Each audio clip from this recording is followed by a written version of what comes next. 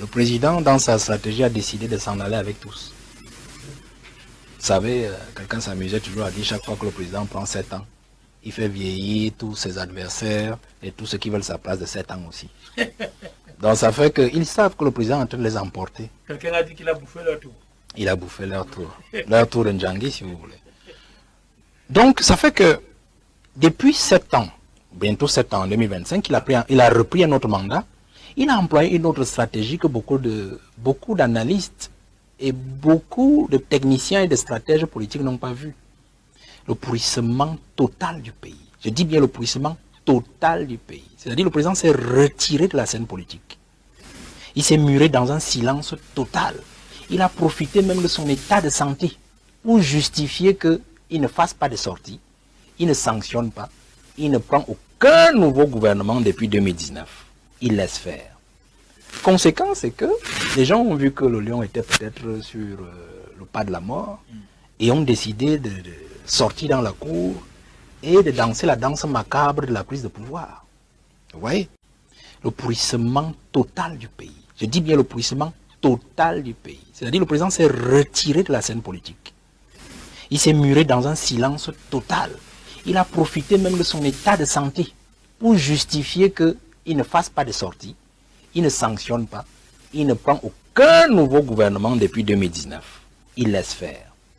Conséquence, c'est que les gens ont vu que le lion était peut-être sur le pas de la mort et ont décidé de sortir dans la cour et de danser la danse macabre de la prise de pouvoir. Vous voyez?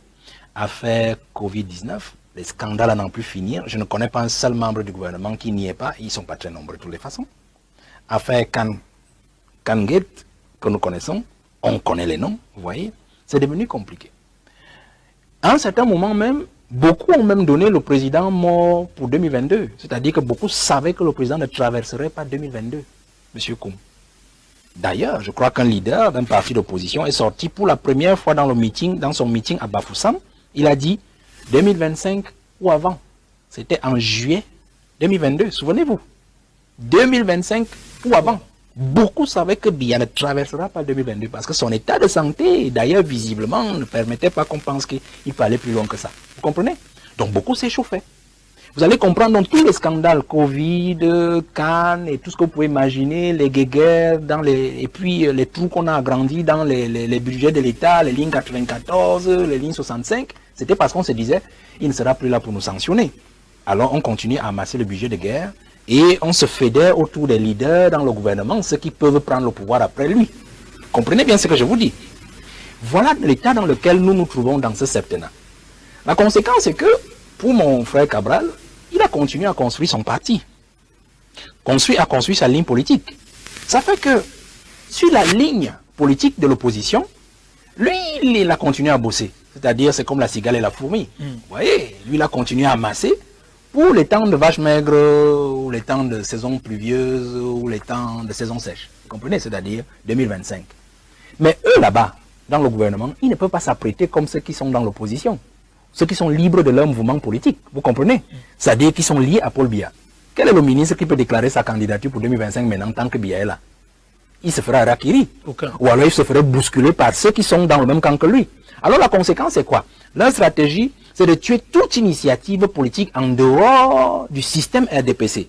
De tuer et de ralentir ou annihiler tout avantage politique que prendrait un autre acteur politique en dehors de l'appareil RDPC. C'est-à-dire qu'ils veulent que tout le monde soit au même niveau en 2025. C'est-à-dire que soit vous êtes sale comme eux, c'est-à-dire pour avoir piqué dans la caisse, soit alors vous n'avez pas du tout évolué en politique, ni avec votre appareil. Au cas où vous avez fait le malin, comme Cabral, qui a continué à travailler, il faut qu'on vous enlève votre appareil. Pourquoi en fait, le moment venu, qu'on dise aux Camerounais, il n'y a même personne là pour remplacer Paul Biya, à part nous. Imaginez donc, Cabral Libi, il a une ambition présidentielle assez forte. Il a construit son parti pendant tout ce temps, pendant que d'autres ont décidé de ne pas aller aux élections, par exemple. Lui, il est quand même allé aux élections. Pendant ce temps, il a continué à construire son parti. En 2025, que vous repoussiez la présidentielle, que vous la rapprochiez, il est candidat. Puisqu'en fait, il remplit les conditions de la loi constitutionnelle et de la loi électorale pour être candidat. Donc, il n'a pas ce genre de problème. Vous comprenez?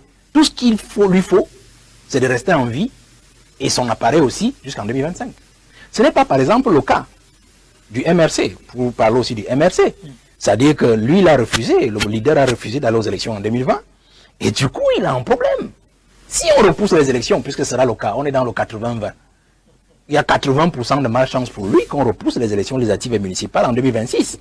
Et donc, il aura des difficultés, parce qu'il faudra trouver un appareil qui a des élus pour l'investir, pour la présidentielle. C'est compliqué, nous connaissons le système. Donc, ce qui arrive au PCRN aujourd'hui, en fait, pour moi, M. Koum, rassurez-vous, est un échauffement pour ce qui arrivera au MRC. J'aime toujours le dire. Parce que échauffement dans quel sens? Il arrivera quoi d'autre? Échauffement. Non, échauffement tout simplement parce que il faudra qu'on montre aux Camerounais, par exemple, ce qu'on est en train de faire au PCRN comme exemple. C'est-à-dire si on réussit à enlever le parti à mon frère, on réussit à lui enlever le parti, ce sera un jeu d'enfant pour Maurice Kamto pour qu'on l'empêche d'aller aux élections de 2025, puisque il faudra bien qu'il n'ait pas de parti.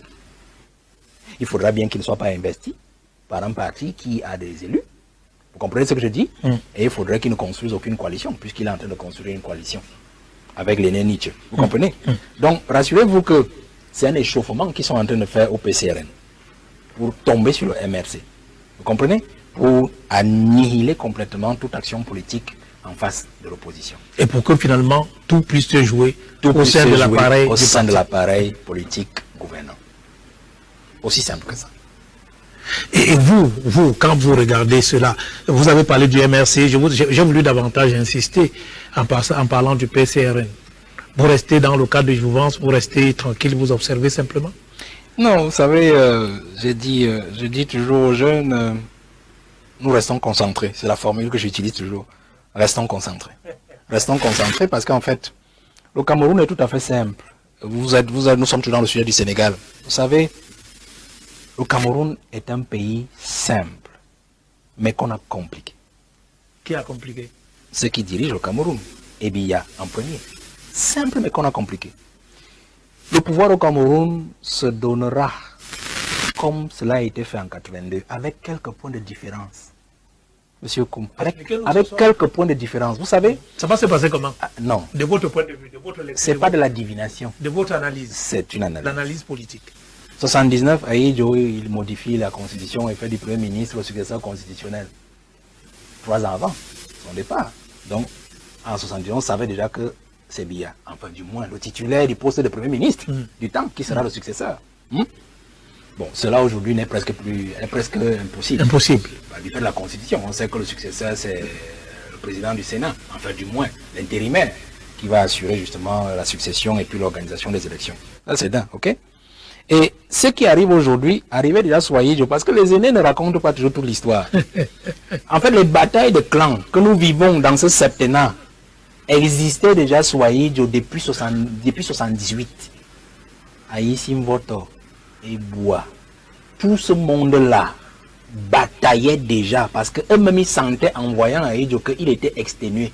Je pense même qu'il avait livré une interview, je crois, en 1976 ou 75. Où on lui parlait de son pouvoir, il disait le moment venu, il va bientôt se reposer. Donc il donnait déjà des signes.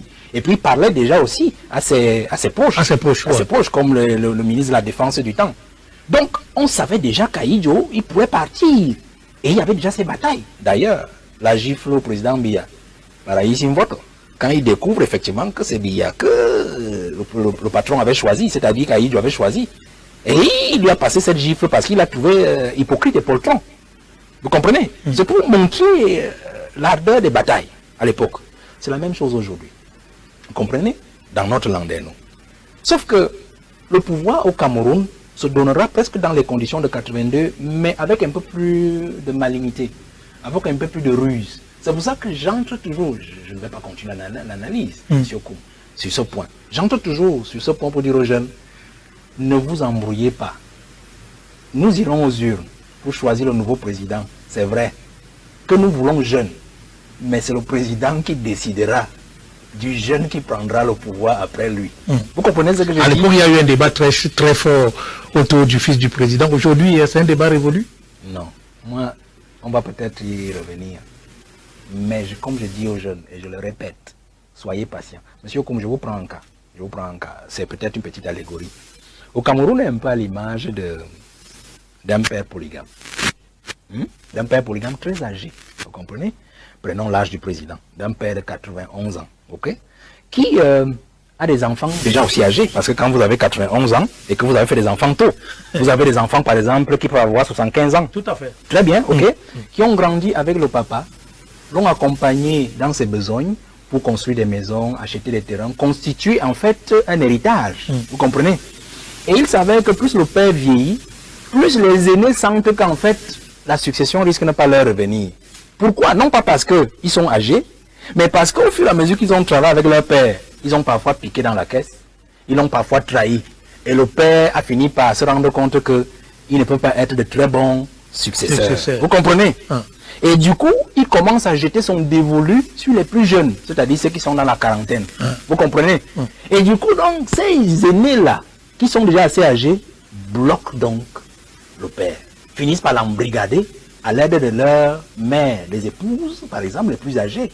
Vous comprenez? C'est par exemple les régions du centre. Si vous prenez la région du centre, vous prenez la région du sud, qui pensent qu'en fait, le pouvoir doit rester dans le sud, que ce doit être quelqu'un du sud. J'entre déjà dans votre sujet sur Franck Biya. Vous comprenez? Vous comprenez? C'est les aînés, c'est les épouses là. Ça m'intéresse. Les épouses, donc qui sont en train de dire à l'époux, tu es déjà âgé, mais nous on était les premiers que tu as épousés. Et nos enfants doivent prendre ta succession. Vous comprenez? Les jeunes épouses qui ont fait des enfants, et qui aujourd'hui, dont les enfants aujourd'hui sont déjà aptes, ils sont déjà des adultes, disent à l'époux, mais attends, nous t'avons aussi apporté beaucoup de joie. Quand tu étais déjà âgé, on t'a apporté notre jeunesse. Vous voyez, nos enfants aujourd'hui ne peuvent plus accepter qu'ils soient toujours dirigés par des aînés qui tombent dessus. Notre cher époux, ils ont piqué dans la caisse, ils t'ont trahi avec tes partenaires. Ce n'est pas à eux que tu vas laisser la succession. Les plus jeunes là, ils t'ont aussi accompagné, ils ont appris de toi, ils ont les mains propres. C'est à eux que tu dois laisser le pouvoir. Vous comprenez? Ça, c'est le problème, par exemple, des régions du nord-ouest et du sud-ouest. Comme je dis souvent, la résolution du nord-ouest et du sud-ouest, le conflit, c'est ici à Yaoundé. Parce qu'en fait, c'est ça. Aïdjo on dirigeait avec les Mouna, tout ce que vous connaissez, les grands noms dans le nord-ouest et le sud-ouest, qui ont dit non, nous tenons nos frères saxons. Or, ce n'est pas ça. Ils ont mis ces gens-là dans l'extrême pauvreté. Or, leurs enfants, avec le cacao, avec le café et tout ce que vous pouvez imaginer, ils ont envoyé leurs enfants à l'école, ce sont des médecins, des ingénieurs, mais qui sont toujours surpris que c'est les mêmes aujourd'hui. Les mêmes noms, les Mouna, les ici, les ceux qui sont toujours au pouvoir. C'est ça la crise dans le nord-ouest et le sud-ouest. Hein. Ça n'a rien à voir avec ce que vous entendez, le sécessionnisme et tout ça. Sauf que la mentalité du saxon est un peu comme la mentalité du sénégalais.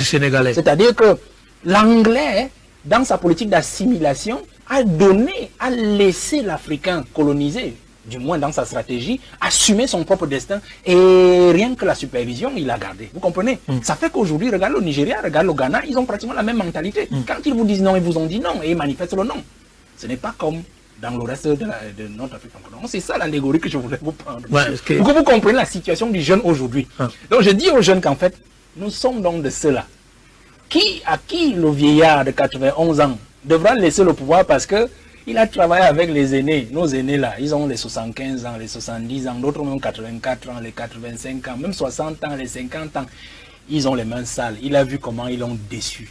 Il n'y a pas de pont, il n'y a pas de route, il n'y a pas d'eau, il n'y a rien du tout. On leur donne 1 milliard à gérer, ils ont tout croqué, ils ont envoyé dans les paradis fiscaux, ils ont acheté des maisons aux États-Unis et partout. Il a donc décidé de sauter la génération et de donner à la jeune génération le pouvoir. C'est pour ça que ces aînés, donc, quand on rentre dans notre allégorie de notre père de 91 ans, sont prêts à faire tout, même à faire tuer leur père. Parce qu'en fait, ils estiment que chaque fois que leur père vieillit, je vous ai dit, il prend 7 ans, eux-mêmes ils vieillissent, ce n'est pas bon pour leurs intérêts. C'est pour ça que vous voyez qu'ils font tout. Tout ce qu'ils font aujourd'hui, prendre de l'argent dans la caisse, des scandales à n'en plus finir, c'est pour créer un électrochoc au président de la République, qui de même a fait céder son pauvre cœur qui est déjà vieux. Vous comprenez? C'est ça dans les familles, monsieur. Comme quand je prends cet exemple-là, vous pouvez comprendre même dans les familles ce qui se passe. Donc c'est ça aujourd'hui. Et je dis aux jeunes, nous n'allons pas céder à ce piège des aînés qui veulent en fait utiliser notre énergie de jeunes pour rentrer dans les rues et faciliter la prise de pouvoir par eux et continuer à faire et saccager l'héritage que le président nous laisse. Parce que cet héritage, c'est quoi, monsieur, comme je sors par là? Le Cameroun vit de ses impôts. Le Cameroun vit des droits de douane. Le Cameroun vit des dons. Le Cameroun vit de l'aide publique au développement. Le Cameroun n'a même pas encore touché 2% de ses ressources naturelles. Le petit pétrole qu'on extrait à Limbé là, vous pensez que ça représente quoi? J'ai travaillé dans le Septentrion. Est-ce que vous savez que la même plaque pétrolière qui part du Tchad, du moins depuis le Soudan, arrive jusqu'à dans la Damawa? Quand vous allez à Poli, dans le département du Faro, Poli, le département du Faro a 2 arrondissements, Poli et Beka. Tout le sous-sol du département du Faro, c'est un très grand département. Hein. C'est des ressources à n'en plus finir. Regardez seulement la végétation là-bas. Quand il pleut, vous voyez comment les lubrifiants, vous voyez comment ça circule, comment ça sort d'où. Allez dans le Mayoré, c'est la même chose. Le parc du Faro, le parc du Mayoré, c'est des richesses à n'en plus finir. Je ne vous parle pas de l'Est. Vous comprenez? Donc, le président n'a touché à rien du tout. Et c'est cela. Il sait que tous ceux qui ont grandi directement dans sa gestion avec lui depuis 82 et bien avant, seront là pour vendanger, puisqu'en fait, pendant qu'il a dirigé avec eux, ils n'ont fait aucun effort pour l'aider à laisser un héritage. Ce n'est pas après lui qu'ils vont façonner un héritage. Après lui, ils vont vendanger. Donc, c'est cet héritage-là qu'il veut nous laisser. Et je dis aux jeunes, restons tranquilles. Nous avons la jeunesse. Je peux ne plus être là en 2025. Mais eux, les jeunes seront toujours là pour se dire, le guide nous avait dit de patienter, le président doit tenir parole. Et d'ailleurs, dans tous ces discours du 11 février, depuis une vingtaine d'années, il demande à la jeunesse de patienter. De patienter. Il faut patienter. Parce qu'en fait, on a beau me dire qu'il est âgé, il ne sait plus ce qu'il fait, d'accord. Parce qu'en fait, à cet âge-là, c'est normal qu'il soit faible physiquement. Le président, je suis d'accord, il ne peut plus agir comme avant, il n'a plus la même tonicité intellectuelle, il n'a plus la même tonicité physique, cervicale qu'avant. Mais il agit sur ses expériences, il agit sur sa sagesse, il agit sur son âge qui lui a fait voir des hommes, des choses, la nature, des coutumes, des traditions. Il agit sur sa parfaite connaissance du pays profond.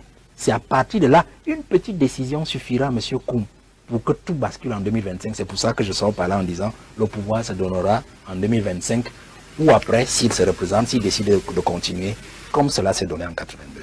Mais alors, nous restons dans vous faites une très belle description de la situation d'après votre analyse que les uns et les autres décryptent, comprennent, comparent à d'autres éléments en leur possession. Restons, bien qu'on plaide pour la cause des jeunes en Afrique aujourd'hui, restons dans la classe politique camerounaise, restons dans l'opposition.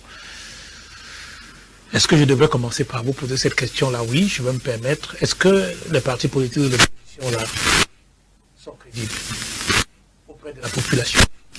Non, je ne vais pas être, moi je ne vais pas m'ériger en censeur ou en juge des leaders de l'opposition. Je peux vous épargner de donner la réponse à cette question et vous demander aujourd'hui comment vous vivez l'environnement politique national aujourd'hui, notamment pour ce qui est des partis politiques de l'opposition, cette agitation, ces coalitions qui se mettent en place, c'est porteur de votre point de vue? Non, c'est porteur.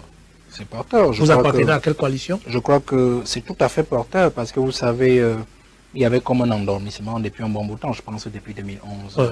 Et puis on a eu quelque chose de sapé en 2018 avec cette affaire de G20 qui complètement a modifié le landerneau politique et jeté davantage d'opprobre sur l'opposition. Le peuple a perdu confiance en l'opposition parce qu'elle se dit c'est une opposition de prébande. Parce que des individus sont levés, ont formé un G20 pour aller soutenir Paul Biya. Et puis on se dit c'est l'opposition du ventre, l'opposition alimentaire. Non, moi je ne vais pas porter de jugement, je pense que l'opposition bouge. Mais on parle également d'une opposition d'égoïstes. J'en viens. L'opposition bouge, M. Koum, l'opposition bouge. Vous faites allusion aux coalitions. Aux coalitions. Moi je respecte les coalitions. Vous savez, je respecte les coalitions. Les coalitions sont justement la preuve même que l'opposition prend conscience de plus en plus. Les leaders d'opposition prennent conscience. Le problème peut-être, avant qu'on en revienne aux coalitions, c'est encore la vieille garde de l'opposition. C'est-à-dire la vieille garde ne veut pas lâcher du lest. C'est-à-dire qu'elle ne veut pas comprendre qu'elle peut aérer son jeu avec de nouvelles énergies. C'est-à-dire nous autres qui entrons, on a de nouvelles idées. Ils ne comprennent pas qu'en fait, il faut nous accepter aussi. Comprenez? La vieille garde se dit aussi peut-être qu'avec les mêmes moyens qu'avant, 1992, on peut répéter en 2025 ou en 2024 et ça passe. Non. 1992, c'est pas 2018, c'est pas 2020, c'est pas 2025. Il faut qu'ils comprennent cela. La vieille garde a aussi un autre problème, c'est celui de la jeunesse. Parce qu'on peut dire autant de Biya et ses amis qu'ils n'aiment pas les jeunes. On peut aussi dire la même chose dans l'opposition. C'est-à-dire que quand on arrive étant peut-être moins âgé dans l'opposition, on dit bon, il vient, qu'est-ce qu'il en sait? Nous, on était là avant, vous voyez. Il y a toujours un peu cette prise par l'orgueil, on vous prend par la hauteur. Et puis, bon, pour nous autres, ça ne nous dit rien. Vous savez, étant sur le terrain, j'ai dirigé par exemple des départements de plus d'1 million d'âmes. Donc j'ai vu des vertes et des pas mûres. Donc j'ai appris à passer dans les mailles de ce genre de filet. Donc ça ne me dit pas grand-chose. Mais pour d'autres, c'est frustrant. Vous comprenez, c'est frustrant. Donc il y a cela. Mais il y a aussi quand même, au niveau de la prise de conscience, des aînés qui sont quand même compréhensifs. Qui comprennent en fait qu'il faut accepter les nouveaux. Il faut accepter de nouvelles idées. Il faut se mettre ensemble avec ceux qui arrivent. Parce que peut-être ils peuvent nous apporter de nouvelles lumières. J'entre donc dans les coalitions. Moi, j'ai rien contre les coalitions. Vous savez, d'ailleurs, les coalitions sont le signe... Vous avez été approché? Les coalitions sont le signe de la vivacité même de l'opposition et le signe du réveil même de l'opposition. Je préfère ce terme-là, le réveil. Prenons les coalitions, puisque c'est un sujet qui vous intéresse. APC, par exemple, du professeur Maurice Kamto, moi, je respecte leur approche. Vous savez, je respecte leur approche. Parce que c'est des gens honnêtes. C'est des gens honnêtes qui vous disent, nous avons notre logique, Alliance pour le changement, dont le leader est déjà déclaré. C'est Maurice Kamto. Si vous venez, c'est pour vous aligner. C'est honnête. Vraiment, c'est honnête. Moi, j'ai rien contre ça. C'est une approche comme tous les autres. Vous comprenez? Ils savent pourquoi ils l'ont fait. Ils ont fait les études et ils se sont dit peut-être, pour protéger nos ambitions, il vaut mieux qu'on aille dans ce sens. Bon, il y a l'autre qui est tenu. Bon, on dit transition. Alliance pour la transition. Bon, pour moi, j'ai pas de problème aussi là-bas. Parce que c'est aussi une approche. Il y en a qui estiment que le Cameroun est déjà un accident en lui-même. C'est-à-dire la malgestion, la malgouvernance, le marasme, donc c'est un accident. Et qu'on doit absolument aller vers une transition. C'est-à-dire un toilettage. Ils parlent même d'ailleurs de refondation. Moi, je suis tout à fait d'accord. Avec leur approche que je respecte. Mais le problème, c'est la logique de transition est une logique d'accident. Je ne fais que le dire toujours. C'est une logique d'accident, M. Koum. Vous ne pouvez accepter de transition que si quelque chose arrive sur le plan politique que l'on n'attendait pas. Par exemple, il y a un coup d'État. Les soldats se lèvent, ils dégagent pour Biègue et ses amis, ils les mettent à carreau. On dit, bon d'accord, puisqu'on l'a mis à carreau, est-ce que c'est le président du Sénat qui a 90 ans qui va assurer qui va organiser les élections? Non. On appelle l'opposition et on dit, entendons-nous. Comment on gère le pays jusqu'en 2025? On toilette quoi avant de remettre le pays à flot? Ça, c'est un accident, vous comprenez? Bon, il peut avoir un accident naturel. Biya peut ne plus être là, il est âgé. Vous comprenez? C'est un accident. Ça arrive. Et donc, on dit transition. On peut aussi arriver que le peuple se lève. Oui, comme on a fait au Sénégal, le peuple se lève, et puis il dit, Biya, on en a assez. Oust. C'est un accident. Et donc, les forces vives du pouvoir et de l'opposition s'asseyent, on dit, comment on fait? Transition. Je peux citer des cas et des cas. La transition ne peut arriver qu'en cas d'accident. Mais la transition que ceux-là, ils ont monté, ils vous disent, on veut une transition. Transition, refondation. Moi, j'ai un problème donc à ce niveau. Vous voulez transiter sur quoi? Vous voulez la proposer à qui? Ils disent qu'ils vont ficeler un document de transition. Ils iront voir Paul Biya pour lui dire, bon voilà, monsieur le président, nous pensons qu'il faut la transition. Voilà le gouvernement de transition que nous vous proposons. Voilà les opposants qui peuvent entrer dans votre gouvernement. Vous choisirez parmi les vôtres ceux qui peuvent entrer dans le même gouvernement. On vous aide à toiletter le pays avant que vous en alliez. J'ai dit, bon, c'est aussi une approche que je respecte, M. Koum. Vous comprenez? Mais vous valez quoi? Vous valez quoi pour imposer une transition à un régime qui tient l'Assemblée nationale, qui tient le Sénat, qui tient le pays de partout, et donc qui n'a même pas besoin de vous, qui vous méprise même. Quand en 2018, il faut m'aller chercher un opposant, c'est dans les gens qui viennent les encenser dans le G20. Vous comprenez? Alors, moi, je suis donc dans une autre logique. L'opposition unie et solidaire au plus. C'est un travail que nous faisons depuis 2 années, monsieur Koum, dans le silence. C'est vrai que j'en parle, les gens disent toujours, ah, il en parle, mais c'est comme ça. Moi, je ne fais pas de bruit. C'est peut-être une tare de mon métier. Mais je suis avec des aînés qui ont accepté. Est-ce que vous n'avez pas commencé ce travail avec certains qui sont dans ces... J'en viens. Opposition unie et solidaire, parce qu'en fait, d'ailleurs, le nom en dit long, monsieur Koum. La différence, c'est quoi? C'est-à-dire que, pour que nous soyons une force, il faut d'abord que nous soyons unis. Vous comprenez, monsieur? Vous allez vous unir avec qui? Que nous soyons d'abord unis. Unis au moins dans nos points communs. Monsieur Koum, notre point commun, c'est la recherche du changement, non? La conquête du pouvoir, non? Chasser le régime en place, non? C'est déjà ça. Nous nous mettons d'abord ensemble. Donc nous unissons nos forces. Nous faisons l'analyse de nos faiblesses. C'est ça d'abord, union. C'est un projet assez costaud. On ne va pas s'éterniser dessus. Et ensuite, être solidaire dans nos actions. Ça veut dire que si le parti de M. Koum est en difficulté à tel endroit, nous tous nous virons là-bas pour le soutenir. C'est la moindre des choses. On parlait par exemple du PCRN. Oui. Le voilà en difficulté, mon frère qui est en difficulté. Et il est seul dans ces problèmes. Je sais qu'il est dans la logique de transition. Mais qui de la transition a osé le soutenir depuis? Qui de la transition? Qui dans sa logique de transition a osé le soutenir? Parce que c'est aussi ça la solidarité de l'opposition. Parce que tout le monde pense en fait que tous les soutiens ne sont pas déclarés. Non, son tour est arrivé. Les soutiens ne sont pas déclarés. Comment, monsieur Koum? Est-ce que vous êtes dans le gouvernement pour dire que vous allez appeler Biyalani pour qu'il appelle à Tangandji, le ministre de l'administration territoriale, pour lui dire d'arrêter ce qu'il est en train de faire? Vous ne dites plus, à moins que vous ayez changé d'épaule. Non, je crois que c'est ça la difficulté. Donc il est question pour nous de travailler depuis 2 années. Et dans les 2 années, nous avons commencé à travailler avec l'aîné Jokam Tchameni, l'aîné Asigana, Madame Marie-Thérèse Otabela, l'aîné Sosten Fouda qui est au Canada. On est une trentaine de partis, de leaders de partis. On a commencé en juillet 2022, je peux me tromper sur le mois. Vous comprenez? Et on s'était donné cette tâche-là. Et on a travaillé de bout en bout. Bon, moi j'étais surpris de voir que en janvier, une logique de transition se balade et puis on commence. Moi j'ai dit, moi je ne peux pas entrer dans cette logique. Parce que c'est comme si nous avions déjà entrevu qu'il y aura un coup d'État au Cameroun et on a décidé de préparer une transition. On ne peut pas préparer une transition alors que le chef est là. Il y a quelqu'un à la tête de l'État. C'est vrai que tout va mal dans le pays. Alors, mais est-ce qu'on va rentrer dans cette affaire? Ce soir, vous êtes Quand on entre, M. Koum, dans une transition, bien vous avez déjà vu que Biya va mourir avant 2025 et vous vous préparez déjà à la transition. Vous avez vu que l'armée va prendre le pouvoir. Ou bien vous avez vu que le peuple... Vous avez vous-même essayé d'expliquer cette transition tout à l'heure, aucun de ces éléments n'y était. Ben oui, c'est pour ça donc que je dis que moi, je ne peux pas entrer dans cette logique de transition parce que j'estime qu'elle est limitée. Nous sommes dans une logique, M. Koum, d'alternance politique, dans laquelle il y a un sous-projet de transition, c'est-à-dire au cas où, dans le projet de changement total du Cameroun, de refondation, je leur emprunte leur mot, du Cameroun, il arrive un accident, voici ce qu'on pourrait faire. Donc là, le projet de transition ne peut pas être le projet phare, le projet principal de l'opposition. C'est-à-dire que vous basez votre prise de pouvoir sur un accident politique hypothétique qui pourrait arriver. Et donc s'il n'arrive pas avant 2025, vous faites comment? Vous allez avec un projet de transition pour 2025? On le base aussi sur la possibilité de gagner les élections et puis de dire qu'on remet tout à plat.